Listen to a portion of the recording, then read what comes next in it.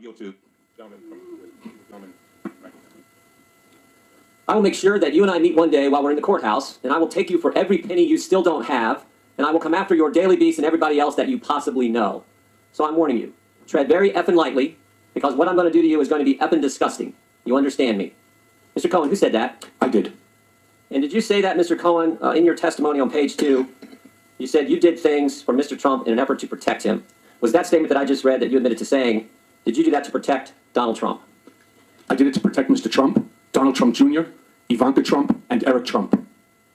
And in your sentencing statement back in December in front of the judge, you said this, Mr. Cohen, my weakness can be characterized as a blind loyalty to Donald Trump, a blind loyalty that led me to choose a path of darkness. Is that accurate, Mr. Cohen? I wrote that. You wrote that and said that in front of the judge. Is that right? That's correct. Let me read a few other things here, and let me ask you why you did some of these things. When you filed a false tax return in 2012, 2013, 2014, 2015, and 2016, was all that out of blind loyalty to the president?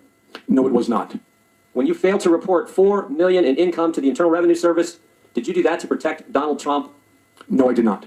And when you failed to pay $1.4 million in taxes, I got constituents who don't make that in a lifetime. When you failed to pay $1.4 million in taxes to the U.S. Treasury, was that out of some blind loyalty to the President of the United States? It was not, but the number was 1.38 and change, and I have paid that money back to the IRS at this time. I think the American people appreciate that 1.3. And I would also just like to say it was over a course of 5 years, approximately $260,000 a year. Yeah, and that's what I said, 2012, 2013, 2014, 2015, that's 5 years. Yes. Got it. When you made false statements to financial institutions concerning a home equity line of credit, taxi medallions, and your Park Avenue apartment in 2013, 2014, and 2015, you pled guilty to making those false statements to those banks.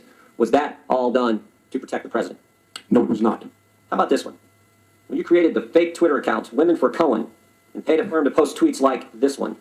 In a world of lies, deception, and fraud, we appreciate this honest guy at Michael Cohen, hashtag TGIF, hashtag handsome, hashtag sexy. Was that done to protect the president? Mr. Jordan, I didn't actually set that up. It was done by a young lady that worked for Red Finch, and during the course of the campaign, which you would know, it's somewhat crazy and wild, we were having fun.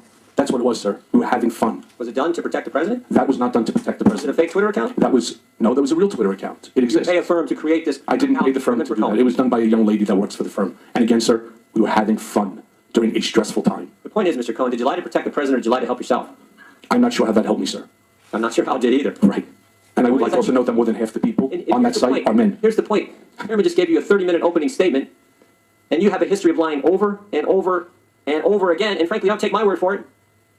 Take what the court said. Take what the Southern District of New York said. Cohen did crimes that were marked by a pattern of deception and that permeated his professional life. These crimes were distinct in their harms, but very common set of circumstances.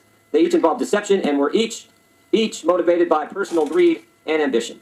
A pattern of deception for personal greed and ambition, and you just got 30 minutes of an opening statement where you trashed the President of the United States of America. Mr. Cohen, how long did you work for Donald Trump? Approximately a decade. 10 years? That's correct. You said all these bad things about the President there in that last 30 minutes, and yet you worked for him for 10 years? All those bad things, I mean, if it's that bad, I can see you working for him for 10 days, maybe 10 weeks, maybe even 10 months. But you worked for him for 10 years. Mr. Cohen, how long did you work in the White House?